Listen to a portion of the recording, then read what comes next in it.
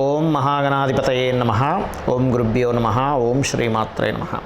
పరమేశ్వర స్వరూపమైనటువంటి జ్యోతిష, వాస్తు మరియు ఇతర అనేకమైనటువంటి శాస్త్రములను మనకు అందించినటువంటి మహర్షులకి నమస్కారం.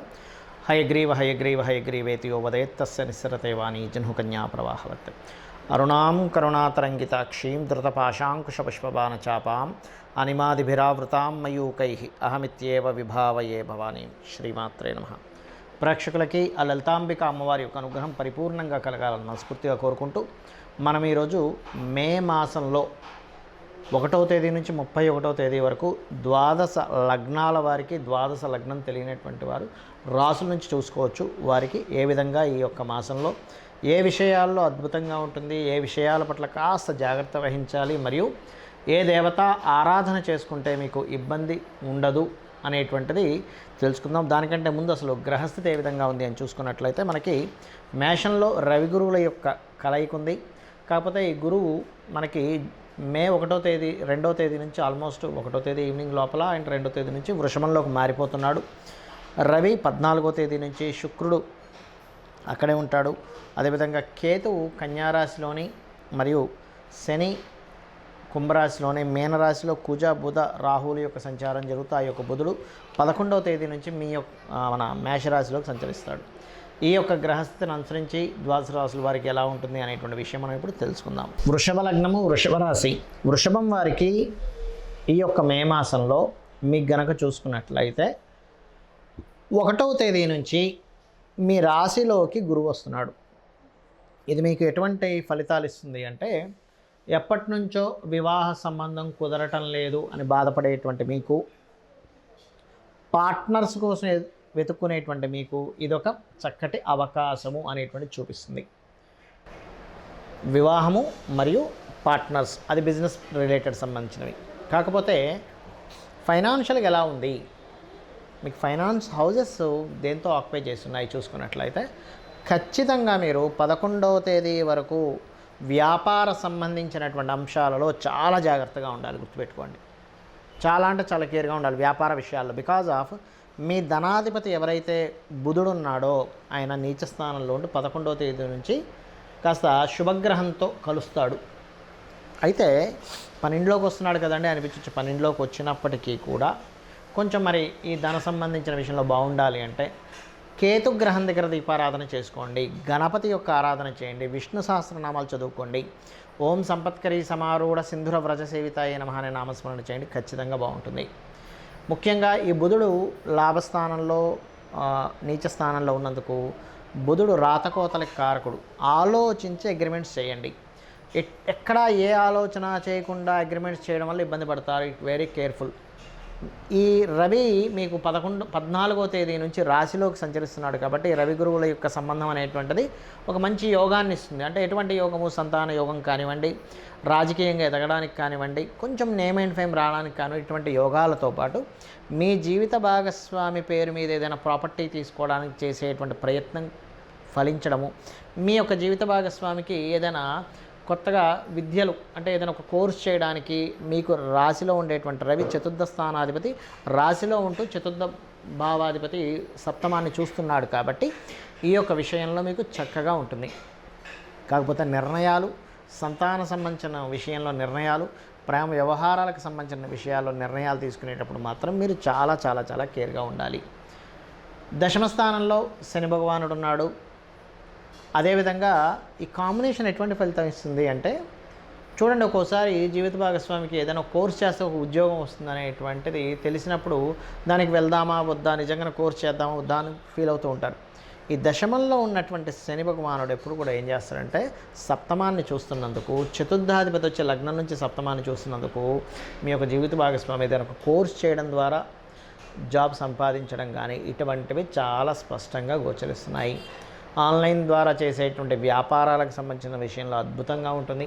ఈ మొత్తం నెలలో నిర్ణయాలు ఒకటి, ప్రేమ వ్యవహారాలు ఒకటి. ఉద్యోగంలో కాస్త స్ట్రెస్ ఉంటుంది, కానీ ఉద్యోగం ఖచ్చితంగా ఉండి తీరుతుంది. డోంట్ వరీ, దాని గురించి టెన్షన్ పడకండి. కాస్త ఒత్తిడి ఎక్కువగా ఉంటుంది. ఆ ఒత్తిడి తగ్గించుకోవడానికి మీకు దగ్గరలో ఆలయంలో నూనె తీసుకోండి, చక్కగా నువ్వుల నూనె తీసుకొని ఆలయంలో దీపారాధనకు వాడుకోవడానికి అన్నట్టుగా ఇవ్వండి. ఇది కనుక మీరు చేశారంటే అద్భుతంగా ఉంటుంది. ఇక మీరు చేయవలసిన దేవతారాధన ముఖ్యంగా నవగ్రహాల్లో కేతు బుధ గ్రహాల దగ్గర దీపారాధన చేయండి. రెండవది ఏమిటి అంటే గణపతి మరియు విష్ణు సహస్రనామాలని రెగ్యులర్గా చాంటింగ్ చేయండి. అన్ని విధాలా మీకు బాగుంటుంది. చాలామంది నన్ను అడుగుతుంది ఏంటంటే ఏమంటే మాకు జాతక చక్రం లేదు, డేట్ ఆఫ్ బర్త్ తెలియదు, టైం తెలియదు, నక్షత్రం తెలియదు, మరి మేము ఈ మే మాసంలో ఎటువంటి జాగ్రత్తలు తీసుకోవాలి? మనం జనవరి ఆల్మోస్ట్ డిసెంబర్ నుంచి చెప్తూ వస్తున్నాం. ఫిబ్రవరి నుంచి మే వరకు ఉన్నటువంటి కాంబినేషన్ ఏదైతే ఉందో సాటర్న్ అంటే శని రవి, శని కుజ, అదేవిధంగా కుజ రాహు ఈ కాంబినేషన్స్లో వెళ్తున్నాయి.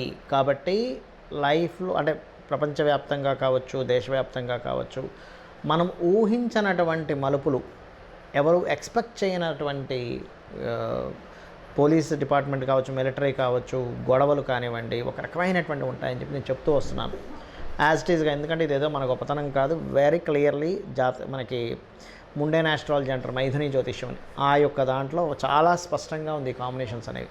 కాబట్టి అందరికీ నేను చెప్పేది ఒకటే, మే ఎండింగ్ వరకు కూడా కొంత జాగ్రత్తగా ఉండండి. ఎక్కువగా అంటే ఎక్కువ పబ్లిక్ ఉండేటువంటి ప్రదేశాల్లో కొంత జాగ్రత్తగా ఉండండి. అయితే ఇక్కడ రాశి, నక్షత్రము, లగ్నము ఏమీ తెలియనటువంటి వారు ఒకటే గుర్తుపెట్టుకోండి, వీలైతే మీకు పెద్దగా నేను ఏ పూజలు చేయించుకోలేనండి, కొంచెం నా ఆర్థిక స్తోమత బాగాలేదు అనుకునేటువంటి వారు సింపుల్ టెక్నిక్ ఒకటి చెప్తా. మీకు దగ్గరలో గోశాల ఉంది, చక్కగా పిడికెడు బెల్లం పెట్టండి చాలు, క్యారెట్స్ తినిపించండి, లేదా బీట్రూట్స్ లాంటివి గోగు తినిపించండి చాలు, ఇదే మిమ్మల్ని కాపాడుతుంది. అంటే ధనం లేదండి, లేదు అది కూడా తినిపించలేని స్థితిలో ఉన్నానండి అన్నప్పుడు ఇంట్లో కూర్చొని చక్కగా చండీ పారాయణం వినండి. విన్నా సరిపోతుంది. మీరు వెళ్ళి చేసేయాలని రూల్ ఏమీ లేదు, గుర్తుపెట్టి వినండి. లేదంటే నాకు స్తోమత ఉంది, నా దగ్గర 4 డబ్బులు ఉన్నాయి, నేను చేసుకోగలను అన్నప్పుడు మీరు ఖచ్చితంగా చండీ పారాయణం చేసుకోవడము, చండీ హోమంలో పార్టిసిపేట్ చేయండి.